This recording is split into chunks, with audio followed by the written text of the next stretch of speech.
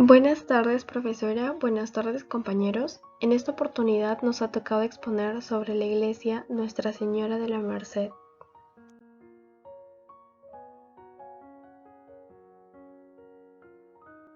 A continuación se presentará el índice.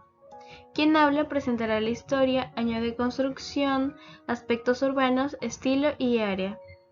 Jauregui Ramírez, Laura Isabel presentará características, tipologías de fachada, descripciones exteriores e interiores. Vera Ábalos, Melanie Andrea presentará características estilísticas, inicios del barroco, barroco en Hispanoamérica y características en elementos de la edificación. Pérez y Parraguirre Gustavo presentarán datos adicionales y conclusiones.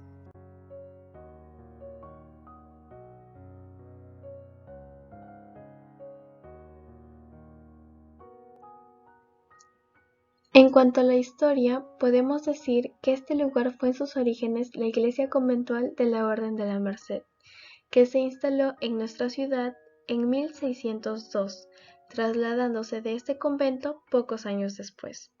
Mercedarios ilustres que vivieron en Trujillo fueron el escritor Fray Gabriel Telles Tirso de Molina, un comendador durante el trienio del convento. El 19 de marzo de 1809 fue la llegada de la invasión francesa a Trujillo. Esto trajo muchos desperfectos a la iglesia. En 1820, a causa de la turbonada masónica de estos años, el ayuntamiento se vio obligado a exclaustrar a todos los religiosos. Los regidores no pudieron defender la permanencia de los mercedarios en nuestra ciudad. A partir del terremoto de 1759, sufrieron muchas grandes modificaciones, como las torres que fueron reemplazadas por las estilizadas espadañas que dan singular belleza a la fachada.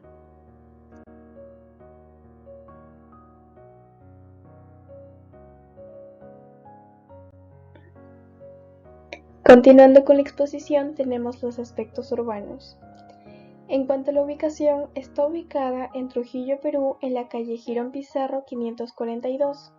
Su perfil urbano es muy destacado debido a su altura, que es de una escala monumental.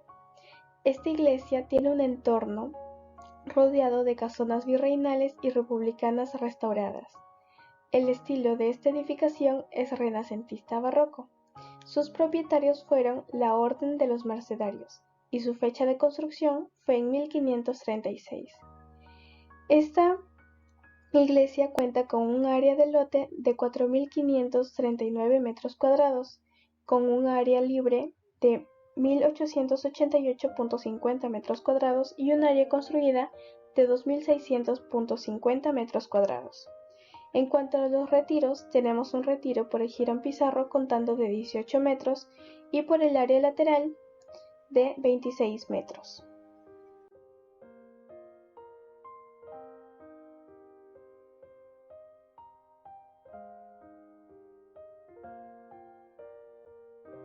Continuando con la exposición, tenemos lo que son las características de esta iglesia. Comenzando por la tipología de fachada, tenemos que su fachada principal es de estilo barroco. Esto quiere decir que entre sus características tenemos que el sentido del movimiento, la energía y la tensión, lo que genera fuertes contrastes de luces, sombras, lo que hace que realce lo que son las esculturas, cuadros y obras que tenga esta iglesia. Además de esto, también se menciona que se aglutinan diversos estilos arquitectónicos, y en vez de torres presenta espadañas. Estas espadañas vendrían a ser un campanario formado por una sola pared en la que están abiertos los huecos para colocar las campanas.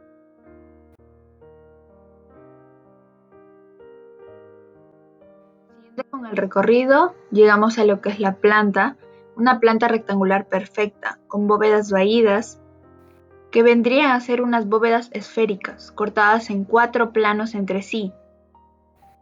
Bueno, estas bóvedas vaídas están sobre arcadas ciegas. ¿Qué es una arcada ciega? Es un conjunto de arcos decorativos que están superpuestos a un muro, sin dejar huecos que traspasen dicho muro. Estas impostan sobre el paramento y ábside de 3 planos separados de la bóveda por un arco toral o triunfal. También tenemos que el templo tiene 2 puertas de notable alzada. Sobre ellas encontramos lo que es el escudo de la orden de cuatro barras, y sobre ellas lo que sería la cruz blanca. El patio es una planta cuadrada, claustrado en su parte baja y corrida por galería interior en su planta alta.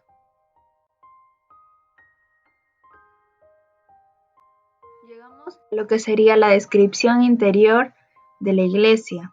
Bueno, tenemos que poseen 2 esbeltas espadañas que flanquean la superposición de órdenes arquitectónicos que adornan su portada.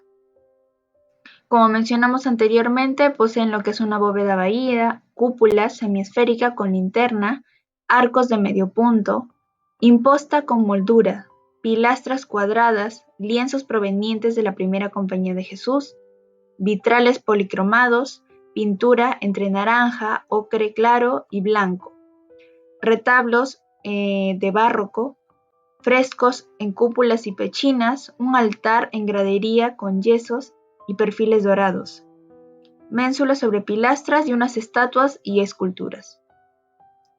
Todo esto rompió con la rigidez de lo que vendrían a ser las estructuras lineales e imprimir en las nuevas formas del movimiento, especialmente en el campo de las artes como podrían ser la pintura, la escultura y sobre todo en la arquitectura.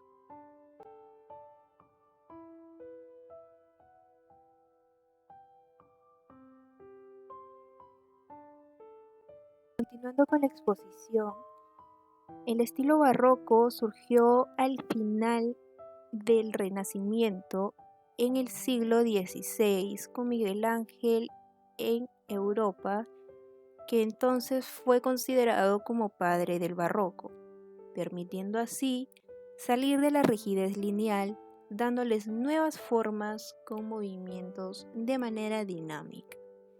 La arquitectura para ese entonces se valió de la pintura, escultura y los estucados para crear conjuntos artísticos y exuberantes, elogiando así a los monarcas que los contrataban.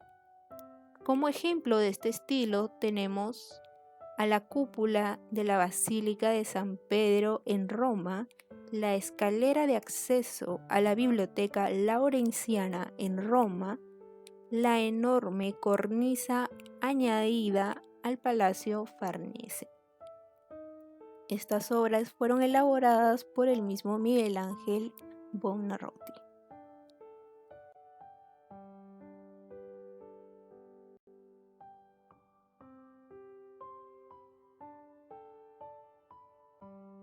Sabiendo ya lo anteriormente expuesto, nos hacemos la siguiente pregunta. ¿Cómo llegó el estilo barroco hasta Hispanoamérica? Bueno, como sabemos, el estilo barroco inició en Europa. Luego, desde España, llegó a los países hispanoamericanos durante la época colonial, entre el siglo XVII al XVIII, y se extendió durante el virreinato. Por esto es que la mayoría de las obras arquitectónicas, escultóricas, pictóricas y literarias poseen rasgos del barroco europeo. Ya después, poco a poco, las extensiones artísticas de este estilo fueron adaptadas a las expresiones culturales de cada país, por lo que se puede notar una marcada originalidad de expresión barroca en Hispanoamérica.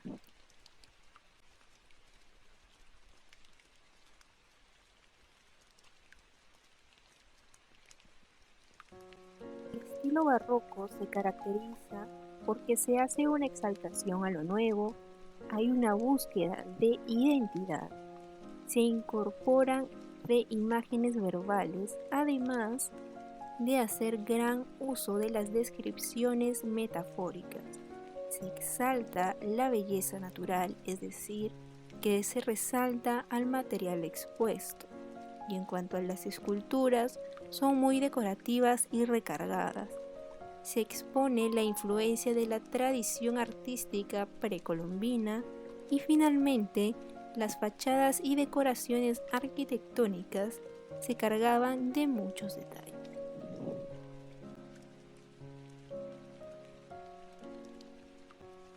elementos del estilo barroco encontrados en la iglesia La Merced de Trujillo son 10 pináculos piramidales, 2 columnillas pareadas, un arco de medio punto con pilastras, que es el que enmarca la puerta principal, 4 pedestales adosados, 2 espadañas con almohadillones, 2 hornacinas, 2 cornisas, 2 frontones circulares en la parte superior de la estructura, un frontón triangular, un alón, 2 arcos redondos, 8 columnas toscanas adosadas y finalmente un friso decorado en la parte central de la iglesia de Trujillo.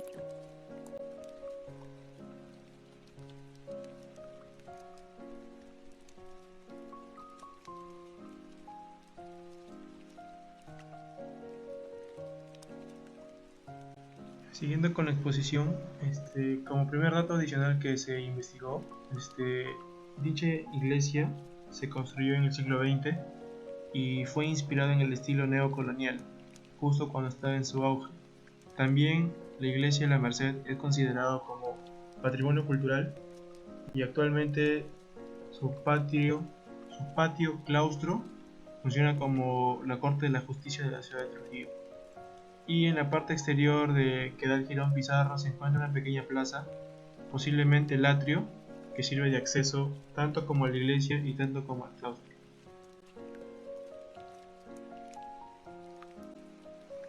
Ahora siguiendo con las conclusiones, como primera conclusión que hallamos fue que la iglesia de La Merced es considerado, como lo repito, patrimonio cultural de la nación y por ende depende de nosotros cuidarlo para que muchas más personas, generaciones aparte de nosotros, puedan apreciar las riquezas que nuestro país, nuestro Perú contiene.